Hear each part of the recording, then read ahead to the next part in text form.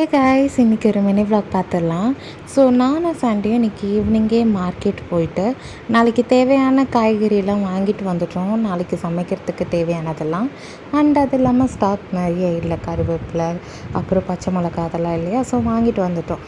So dinner என்ன பண்ணலாம் அப்படின்னு பிளான் பண்ணும்போது இட்லியும் தக்காளி தொக்கும் வேணும்னு சொன்னான். ஸோ அதுவும் அவருக்கு ஒரு ஃபேவர் இருக்குது. தக்காளி தொக்கு நீட்டாக வெங்காயம் அரிஞ்சு அந்த மாதிரி தக்காளி தொக்கு வேணுமா.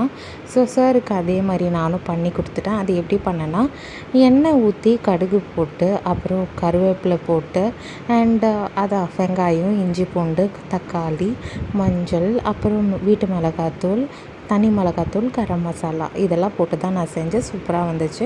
அண்ட் இட்லியும் ஊற்றியாச்சு. அண்ட் இன்றைக்கின்னு பார்த்து என்னன்னே தெரியல, என்னோடய அதிர்ஷ்டமானு தெரியல, மாவும் நல்லா இருந்துச்சு. இட்லியும் சூப்பராக மெத்துன்னு வந்துச்சு. அதோட வீடியோ என்னால் ஆட் பண்ண முடியல. அதுக்கப்புறம் கிச்சன் எல்லாம் க்ளீன் பண்ணிவிட்டு அண்டு தூக்க வேண்டியது தான். ஸோ பாய் கைஸ், நெக்ஸ்ட் வீடியோவில் பார்க்கலாம்.